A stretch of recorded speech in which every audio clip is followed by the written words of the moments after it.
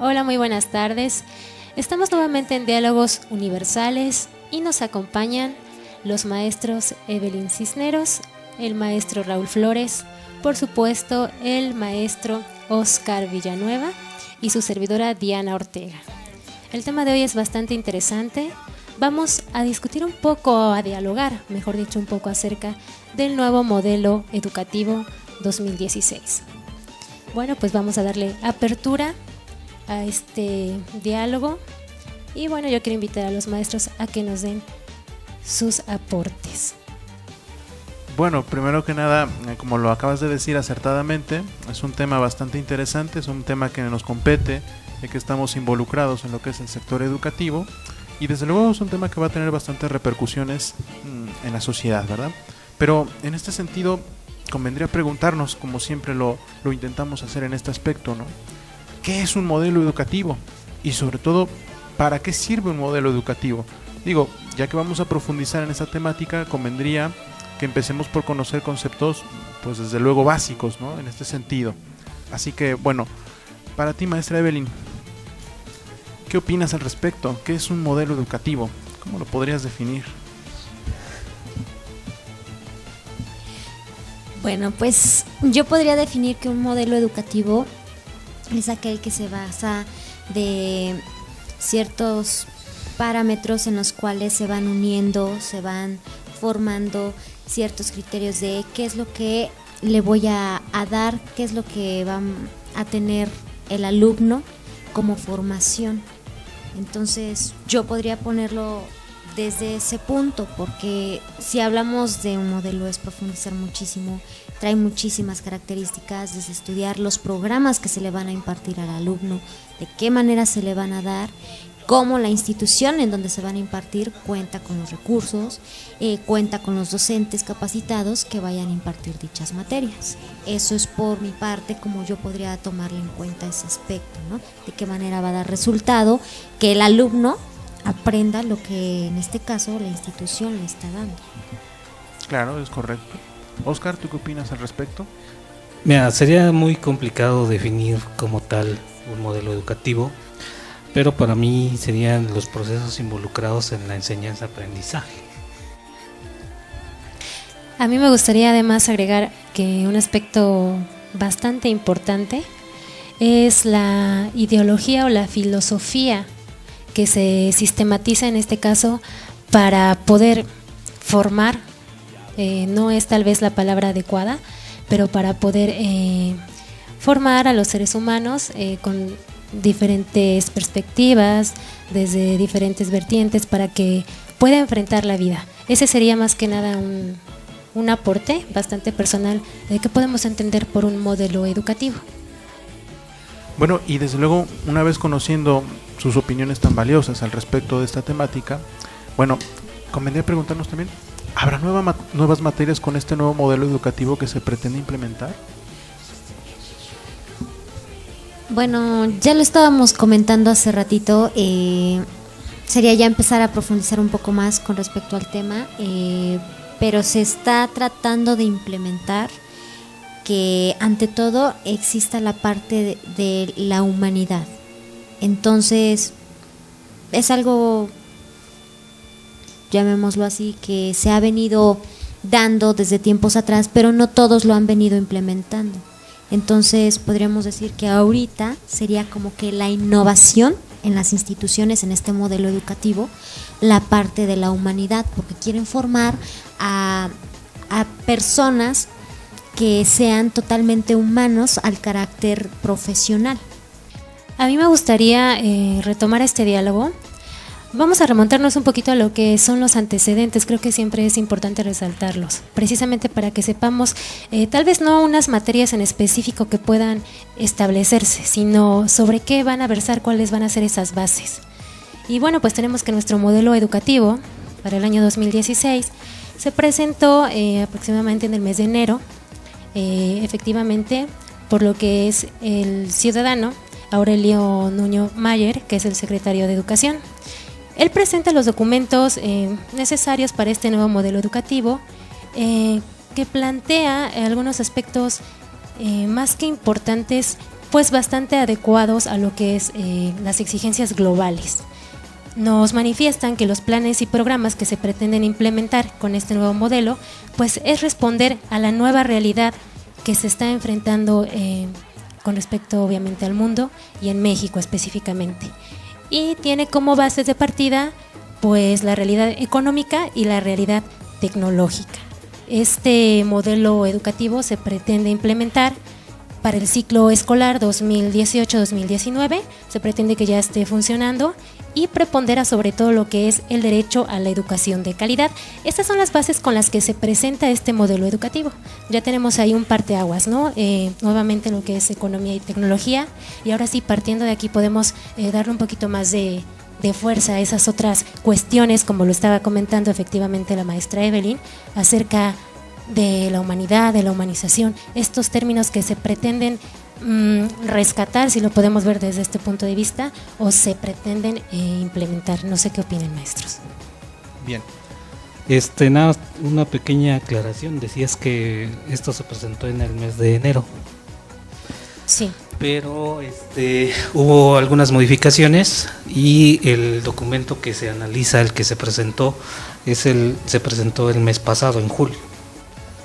Gracias. Sí por la tuvo corrección, algunas maestro. adecuaciones, entonces no es nada más es una precisión con la fecha. Hubo algunas adecuaciones en el modelo que, como bueno ya mencionaron, hay algunas cambios precisamente por manifestación y solicitud de algunos docentes, específicamente del área de la educación pública. Y bueno, me parece que el modelo que vamos a analizar ahorita es el que se presentó en julio. Muchas gracias por la corrección, maestro. Sí, tengo el dato de enero, pero posiblemente se pretendía implementar desde entonces, salvo las modificaciones que se retomaron. Gracias. Bien, vamos a ver. Según se ha comentado en los últimos días, en las últimas semanas, este modelo está basado fundamentalmente o está enfocado en el alumno, es decir, está centrado en el alumno. Pero convendría repasar un poquito acerca de cada uno de esos ejes en los cuales se fundamenta dicho modelo.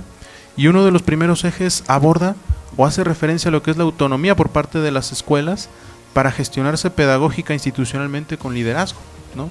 Una de las cuestiones bastante interesantes e importantes, porque anteriormente las escuelas, pues en muchas de las ocasiones no contaban con este aspecto tan importante que es la autonomía, ¿de acuerdo?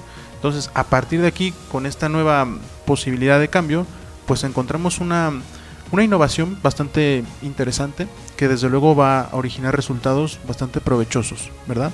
¿Qué opinas, Óscar, acerca de esto, de la autonomía institucional en las escuelas de nuestro país? Sí, como parte de esta independencia de gestión administrativa, no quedan al 100% libres las instituciones, todavía dependen de la Secretaría, pero sí es importante y me parece que es un buen avance para las escuelas públicas, porque de alguna manera la SEP como tal, la institución, no sabe las necesidades que yo tengo individualmente como institución. Entonces, en esa gestión libre que tiene la institución, a mí me parece que es una estrategia idónea, difícilmente que se pueda adaptar, sobre todo por la tradición que nosotros tenemos, pero me parece que la idea es muy buena.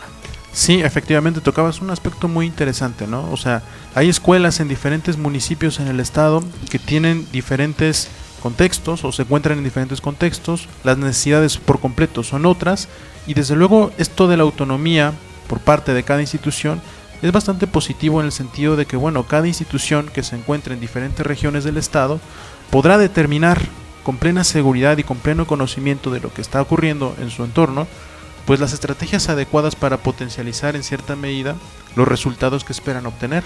Por tanto, es un aspecto bastante positivo, ¿verdad? Bien, pasamos a un segundo punto que considero importante mencionar y compartir con todos ustedes acerca de este eje fundamental en el cual se basa este nuevo modelo educativo, y habla acerca de la enseñanza de aprendizajes claves, ¿no? Muchas veces hemos escuchado que el lenguaje y la comunicación pues forman parte de un aspecto fundamental en el ser humano para poder desenvolverse adecuadamente, Y por otra parte tenemos el pensamiento matemático, otro de los aspectos que en los últimos tiempos ha dado, quizás en algunos casos, muchos dolores de cabeza, ¿no? Pero viene un tercer aspecto que habla acerca de la exploración y comprensión del mundo natural y social. Entonces, lo que quiere decir este segundo punto, al menos en lo que yo interpreto, es que habla acerca de que este nuevo modelo educativo pretende potencializar esas tres áreas, esas tres facetas, en las cuales el alumno pueda alcanzar un desarrollo óptimo en cuanto a conocimiento se refiere, ¿verdad? ¿Qué opinan al respecto, compañeros, de este segundo punto? Podríamos retomar esta parte que el modelo tiene como un eje también primordial de realizar, es que el alumno adquiera este aprendizaje en base a esta parte, en la cual él requiera de esta parte humana para poder entender el resto. Bueno, pero entonces, ¿qué no se hacía anteriormente esto de potencializar el lenguaje y la comunicación, así como el pensamiento matemático? ¿Ya se hacía o no se hacía? Evidentemente esto ya se estaba haciendo. Aquí el problema es que se daba de una manera lineal. ¿A qué me refiero? A que era una manera cerrada, sin ver más allá. Te enseñaban matemáticas, te enseñaban español, pero sin embargo este nuevo modelo trata de tener una visión de aprendizaje personalizado, donde le vas a enseñar, sí, al alumno matemáticas, le vas a enseñar a pensar en crear un nuevo ser en él mismo, le vas a decir que tenga una formación humanista, pero viendo hacia otros lados, ¿no? Es más ampliando la visión del alumno para que este plan no sea tan lineal, no sea tan cerrado. Es una pequeña gran diferencia que tiene este modelo. Bueno, yo por ejemplo quiero resaltar el tercer aspecto de este segundo punto que habla acerca de exploración y comprensión del mundo natural y social. Cuando yo leo esto, desde luego interpreto, al menos en primera instancia, que se le va a dar más importancia de lo que anteriormente o en ciclos anteriores se había presentado a materias como historia, como formación cívica y ética, y esto todo desde luego con el afán de contribuir en ese aprendizaje del alumno, ¿verdad? Porque últimamente tengo la sensación que se estaba priorizando mucho lo que era español, matemáticas, probablemente inglés y nada más, ¿no? Pero las otras materias quedaban fuera, ¿no? Quedaban fuera, ¿no? O sea, yo por ejemplo en bachillerato me encontraba con que en historia nada más eran 3 horas por semana. Y entonces la historia es bastante importante porque permite entender todo lo demás. Entender exactamente, ¿no? Generar conciencia en el alumno. Y entonces, de acuerdo a este tercer apartado, pues entiendo que esta parte se va a potencializar, ¿no? La parte de las materias de biología, que también son importantes, las artísticas, la historia, son importantes en ese proceso formativo del alumno. Por tanto, me parece interesante resaltar esta faceta, ¿no? Bien. Pasamos a un tercer punto, un tercer eje fundamental del modelo. ¿Sí? Antes de que pasemos a ese tercer punto, maestro, sí. A mí me gustaría comentar algo al respecto de la formación cívica y ética, que efectivamente está retomando este modelo. En este caso se busca una educación que se sustente en los valores de la sociedad. Exacto. Es precisamente por eso que se hace esta aportación, o se retoma, mejor dicho. ¿Qué tipo de valores serían en este caso esos valores de la sociedad? Bueno, pues la democracia, la libertad de expresión, el respeto a la ley y pues el patriotismo en el contexto global. Así se definen estos valores sociales, y sí considero que serían bastante preponderantes que se aplicaran, principalmente también lo que comentabas, maestro, acerca de la historia. La historia la tenemos olvidada y es clave para nuestro futuro. Por eso es que hemos llegado pues hasta donde estamos, ¿no? Con sus puntos buenos y con sus puntos malos. Sí, claro, y bueno, yo repito, ¿no? Tengo la sensación que anteriormente se daba esa prioridad a lo que es español, matemáticas y poco más, ¿no? Entonces, efectivamente, el tema de la cívica y la ética es bastante importante, porque uno de los objetivos o uno de los resultados que se espera alcanzar pues es sin duda el desarrollo en el aspecto moral por parte de los ciudadanos, o en este caso de los estudiantes, que bueno, pues evidentemente entendemos que se esperan obtener resultados bastante positivos, ¿no? Bien, tercer punto, se concibe al maestro capaz de adaptar el currículo a su contexto específico. se plantea el sistema de desarrollo profesional docente. ¿Qué opinan acerca del sistema de desarrollo profesional docente? ¿Realmente estamos listos para incursionar en este sistema? ¿Nos proporcionará ventajas a nosotros los docentes? ¿Y qué tipo de ventajas, no? Bueno, yo pienso que el maestro normalista se le va a dificultar un poco esta transferencia o este cambio que se va a hacer. ¿Por qué? Porque por lo mismo que mencioné hace rato, venimos de un sistema totalmente distinto y actualmente este sistema va a cambiar. Podemos decir de manera coloquial que lo que quiere la Secretaría es que los maestros sean todólogos. Es algo complicado, ¿no? Es difícil. Yo sé que los maestros normalistas tienen habilidades en la mayoría de materias, pero es difícil este cambio que se va a dar. Quizá también hay mucha resistencia al cambio por maestros. La proyección de este modelo va enfocado a las necesidades de la niñez o la juventud del siglo XXI, y debemos recordar que la mayoría de los maestros pues literalmente son del siglo pasado. Entonces ahí me parece que hay una tarea que hacer, tratar de que no haya resistencia al cambio y los maestros aporten y estén dispuestos a una capacitación para esta situación. Exactamente, sobre todo eso, una capacitación. Yo preguntaba hace un instante acerca de qué beneficios nos va a traer esto, ¿no? Y bueno, una de las ventajas, efectivamente, como tú lo mencionabas, pues es un crecimiento profesional, ¿no? Uno tiene que estar siempre con esa apertura para adquirir nuevas estrategias, nuevos conocimientos y poder aplicarlos adecuadamente dentro del aula, ¿verdad? Sí, acá puedo retomar un poco la parte que dice el maestro Oscar, que es muy importante, ¿no? Muchos maestros de los cuales están en la labor docente son maestros que tienen ya bastante tiempo dando cátedra, y hay veces que son los que más se resisten al cambio, y por más que en algunas ocasiones les ofertes alguna posibilidad de actualización, son renuentes a ese cambio, ¿no? Entonces, ¿qué entraría ahí, no? ¿De qué manera impactaría entonces a las instituciones estos maestros que tienen toda una trayectoria enorme para poder adaptarse a este modelo que se piensa implementar? ¿De qué manera perjudicaría? Porque totalmente si decimos eso, sí retendría la parte de la evolución de este modelo. ¿Por qué? Porque ellos están resistiendo al cambio. Exacto, fíjate que has tocado un punto muy interesante, ¿no? Muchas veces podemos escuchar ideas muy bonitas acerca de modelos educativos, pero evidentemente si las partes o todos esos elementos que forman parte del sector educativo no se involucran al 100% en esta labor, pues encontramos que ese modelo no va a funcionar.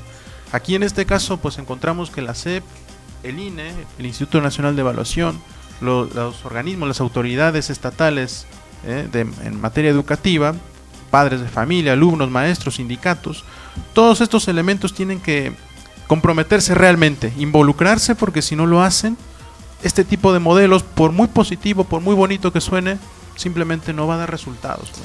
Y eso es muy cierto, porque esa es la parte de lo que implementa este modelo, que las instituciones, los padres de familia, los docentes, todos en verdad colaboren para que pueda haber una evolución y que este modelo se pueda adaptar o pueda ser aceptable, porque al final sí lo puedes realizar y todo, pero si no se lleva a cabo, no lo aceptan como tal, pues no trasciende prácticamente. Entonces sí, aquí ya viene un trabajo en conjunto, que de hecho el mismo modelo establece que ahora ya las actividades o lo que viene siendo la parte de impartir la educación tiene que ser ya un trabajo en equipo. Exactamente. De hecho es uno de los ejes fundamentales de ese modelo, ¿no? Bien, otro eje fundamental de este modelo habla acerca de la inclusión y equidad como principios fundamentales. Bueno, voy a verme tal vez un poco alborotadora, no es la intención. A mí me parece que tiene bastantes puntos buenos este nuevo modelo. Si nosotros lo retomamos como verdaderamente un proyecto que se desea implementar, pues como decimos, suena muy bonito, ¿sale? Pero bueno, hasta el momento no hay que olvidar que posiblemente también se pueda quedar como en otro tipo de modelos que se han pretendido implementar, como un simple discurso. Entonces yo considero que efectivamente todos maestros, educadores, docentes tenemos una tarea ardua. Sí, preponderantemente, como lo resaltaba el maestro Oscar, los que están involucrados, que son los de educación básica y media superior, pero pues también de manera general todos debemos de prepararnos, y efectivamente, como lo dice el maestro Raúl, pues hay otros entes, otras personas que están en diferentes esferas, padres de familia, sindicatos, que también tienen esa responsabilidad. Creo que es muy importante también no solamente apegarnos al proyecto que se pretende implementar, sino también hablar de contextos, pero el contexto que tiene México en este momento. ¿Realmente estamos preparados? ¿Hay los elementos para que se pueda implementar este tipo de educación del siglo XXI? Por supuesto que es lo que se quiere. Queremos crecer, queremos tener desarrollo. Pero ¿qué armas o qué elementos tenemos para que verdaderamente pueda haber una trascendencia? Entonces creo que esa cuestión también la debemos de tomar en cuenta. La parte laboral también creo que nos involucra a todos. Y pues también debemos de señalar que este proyecto también nos habla de indicadores, no solamente de un progreso, sino de una evaluación que tiene un trasfondo. Sí, de hecho el mismo modelo, leyéndolo, habla también acerca de que las instituciones tienen que contar con los recursos para poder llevar a cabo este modelo.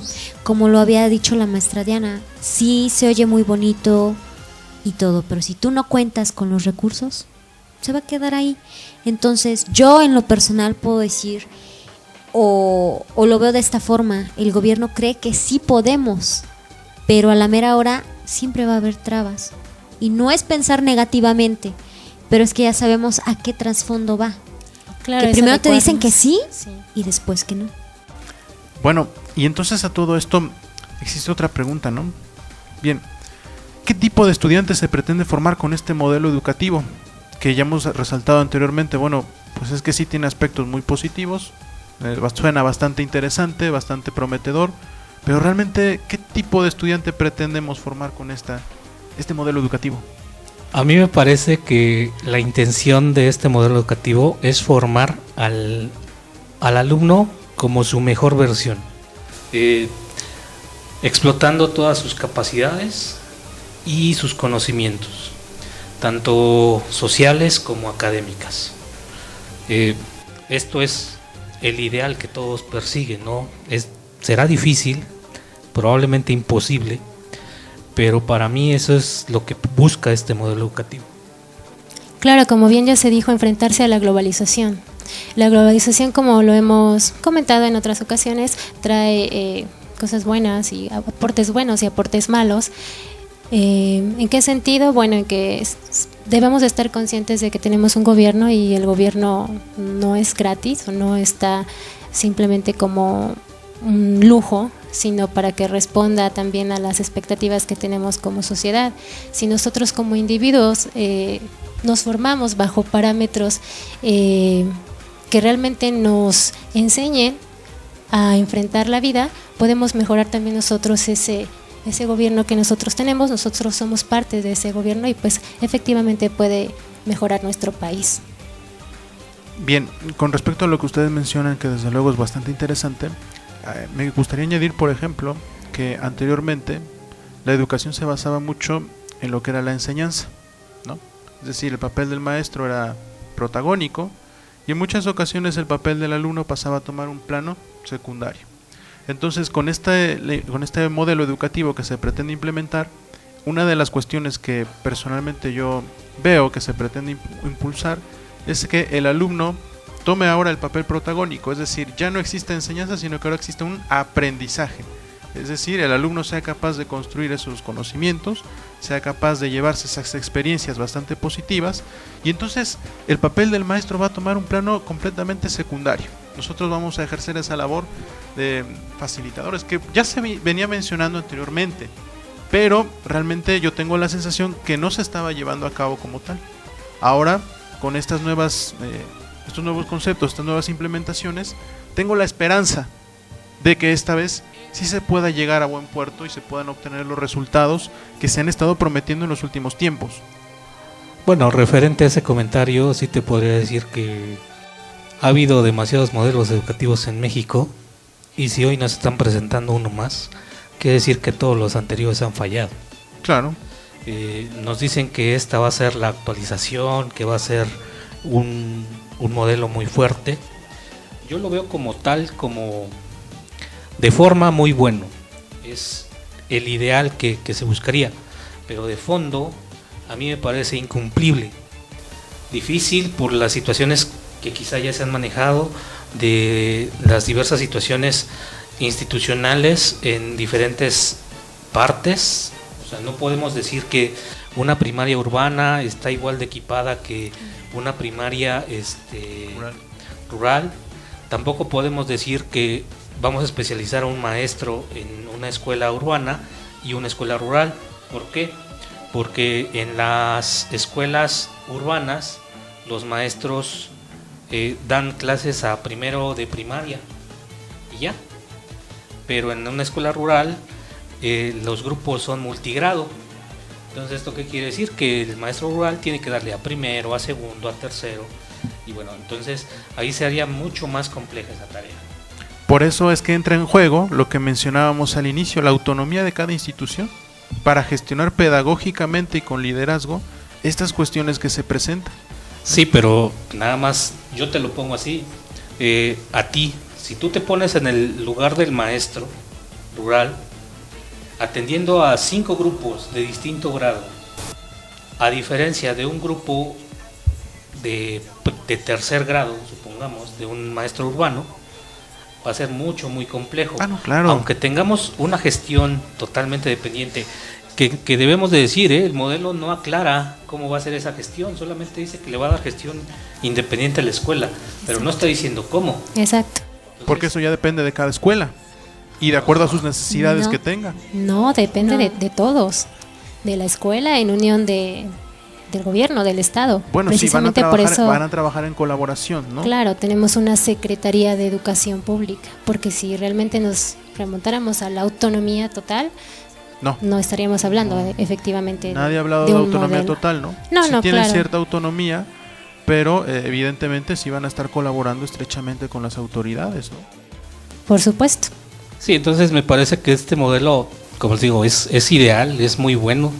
El problema es que nuestra realidad en la sociedad no es tan buena como para este modelo. Es difícil por toda la diferencia de la situación económica que tenemos en el país. Es muy complicado todas las situaciones de los maestros. O sea, para mí el modelo es ideal. El problema es que es incumplible. A mí me gustaría leer una aportación que nos está haciendo un investigador universitario de la UNAM en educación. Él nos comenta lo siguiente. Nos dice que la confección de un modelo educativo no puede ser generada a partir de una consulta formalista y mucho menos ser consecuencia de reuniones privadas con las cúpulas en las que se pretende aprobar aquello que no se ha discutido y en muchos casos ni siquiera se ha comprendido. Me parece un pensamiento bastante válido. Creo que me gusta esa parte que dice que ni siquiera se ha comprendido. Efectivamente, el maestro nos dice, es bueno, sí, por supuesto, hay que ver esta intención que se tiene. La cuestión es el cómo. Cómo tenemos un modelo que está entrando en... Siempre ha habido crisis, pero en tiempos, pues no sé si más difíciles o a destiempo, no sé cómo lo podría manifestar, pero siempre estamos como países de manera general, unos arriba de otros. Entonces es esta la cuestión que se tiene que atender, el cómo, ¿no? Ya sabemos qué, para qué, ahora cómo lo aplicamos. Y lo importante, como había dicho el maestro Oscar, no es lo mismo a una escuela, a unas escuelas urbanas, a unas escuelas rurales. Bueno, porque si nos adentramos que el modelo se está pegando a que quiere cumplir de lleno lo que el artículo 3º establece, sabemos que el artículo de entrada lo máximo que conocemos de él es que nos dice que la escuela es laica, obligatoria y gratuita. ¿qué pasa con los demás niños que no asisten a clases? Entonces esos también se tienen que tomar en cuenta, porque entonces el modelo está abarcando todo, el modelo habla por todos y no estamos viendo la realidad que nosotros como país México tenemos, porque no todos tienen la oportunidad de estar estudiando. Claro. Algo que también quizá hemos pasado de lado es que, bueno, como ya lo decía Raúl, sí, la escuela va a tener una gestión independiente, pero está muy manoseado todo ese asunto, ¿no? ¿Por qué? Por las autoridades, y no podemos olvidar los sindicatos, ¿ok? Aquí, pues, todos tendrían que poner de su parte para que este modelo funcione. Si el sindicato dice que no, pues no va a funcionar, porque los maestros van a trabajar de acuerdo a las normas del sindicato. Y si el Estado tampoco dice que va a apoyar a una escuela tal, pues con que no apoya una sola escuela, a mí me parece que el modelo ya fracasó. Entonces, a mí me parece que en esa gestión sí se involucran muchos aspectos, aunque digan que es independiente, es totalmente manoseado todo ese asunto. Y es el problema que nosotros presentamos en el país, los mismos sindicatos. Si el sindicato nos dice que no, pues ya se vino abajo. O primero te dicen todos que sí y después con uno que se retracte, ya no se puede llevar a cabo. Ese es el problema, o ese es uno de los primeros problemas que presentamos como país, que no nos ponemos de acuerdo para buscar una solución a beneficio, no nada más de un grupo, no nada más de un estado, de un gobierno, no, de un beneficio para todos. Claro, efectivamente. El modelo lo recalca de esta manera, y a mí me llamó bastante la atención, y sin el afán de ofender hasta me dio un poco de risa, porque tiende a mucha interpretación, ¿no? O sea, nos dice, el modelo educativo establece los principios y mecanismos que permitirán una gobernanza efectiva y un funcionamiento adecuado del sistema educativo. Para mí esa parte de que van a permitir una gobernanza efectiva, pues la podemos interpretar como te voy a hacer como yo quiera. Podría ser, o para beneficio nacional, ¿no? O sea, yo lo dije de esta manera, simplemente tiende a interpretarse. Como lo comentábamos, yo creo que con los resultados se va a ver si funciona o no. Bueno, ya como para ir cerrando el tema, solamente yo quería comentarles que Finlandia, todos sabemos que el nivel educativo de ese país es de los más altos, pero tardó 30 años en establecer un modelo educativo funcional y obviamente que está dando buenos resultados, ¿no? A mí me parece que si todos los factores y todos los actores que intervienen en todo este modelo educativo ponen de su parte, el modelo puede funcionar, y obviamente que en 6 años no vuelvan a cambiarlo, sino que siga un proceso. A mí me parece que en unos 10 años se habría notado un cambio muy significativo en lo que es la educación en México. Sí, acabas de tocar un aspecto muy relevante, que es la referencia de Finlandia. Efectivamente es uno de los países que está a la vanguardia en materia educativa, pero uno de los aspectos, bueno, podríamos mencionar muchos aspectos, ¿no? Entre ellos, por ejemplo, que el ser maestro en Finlandia es uno de los cargos más prestigiosos que existe, además de los mejores pagados, como un diputado, por ejemplo. Pero bueno, más allá de ese detalle que pasa a ocupar un segundo plano, lo cierto es que en las escuelas de Finlandia existe el tema de la autonomía, ¿sí? Disculpen otra vez que vuelva yo a este aspecto, pero me parece interesante. ¿Por qué? Porque cuando digo de la autonomía para gestionar el tema de la cuestión del currículo, es decir, las escuelas lo ajustan de acuerdo a las necesidades que encuentran. No se trata solamente de saturar de información al alumno y que esa información con el tiempo se vaya o se vuelva intrascendente o se pierda, ¿no? Se trata de que las escuelas gestionen con mucho sentido lo que van a proporcionar a sus alumnos, ¿sí? Es decir, a las escuelas no les importa cumplir con un programa extenso por completo, porque eso no es provechoso, sino que tratan de comprimir y tratan de proporcionar lo que realmente les sirve al alumno, lo que realmente le va a ser productivo, ¿no? Y eso es lo que yo estoy encontrando con esta nueva propuesta en dicho modelo educativo que se pretende pues se iniciara, si no estoy equivocado, en el ciclo escolar 2018-2019, ¿verdad? Así es. Bueno, sí, y como ya también lo hemos dicho, en el papel está muy bien. Sí, claro. Pero falta ver todos los actores que intervienen en ello, ¿no? O sea, como dices, la libertad de gestión, obviamente, para un alumno que no es tan bueno en matemáticas y es muy bueno en artes, obviamente potenciar las habilidades en artes de ese alumno generaría un pintor, un escultor, o no sé, ¿no? Pero aquí viene otra vez mi mismo comentario, ¿no? La burocracia, los actores que están alrededor de... Si no sabemos nosotros como actores nuestro papel dentro del modelo y que cuando lo sepamos de verdad lo hagamos, este modelo pues se destina al fracaso. Tiempo es lo que recalcaba en ese momento. ¿Cuánto tiempo le llevó a Finlandia tener éxito? Y sí llama la atención el hecho de que, llama la atención el hecho de que se presente este nuevo modelo educativo pues, prácticamente finalizando el sexenio, ¿no? Ojalá realmente haya oportunidad de que eso que está plasmado y que suena bastante bien sea aplicable, porque realmente si se lleva a cabo, si nuestras leyes se llevaran a cabo, la misma Constitución al 100% o dentro de los parámetros justos, tendríamos otro país. Claro, estaríamos en otras situaciones. Exacto, tú dijiste algo muy importante, tiempo y sobre todo continuidad, ¿no? Claro. Porque pues evidentemente muchas veces ocurre en México y en muchos países, ¿no? Cuando un modelo o un tipo de medida que se trata de implementar no da resultados, empieza a surgir la desesperación y no existe esa continuidad que siempre es necesaria para obtener los resultados que esperamos, ¿no? En el caso de Finlandia han tenido acertadamente dicha continuidad y evidentemente está rindiendo frutos bastante notables, ¿no? Pero volvemos a retomar esta parte.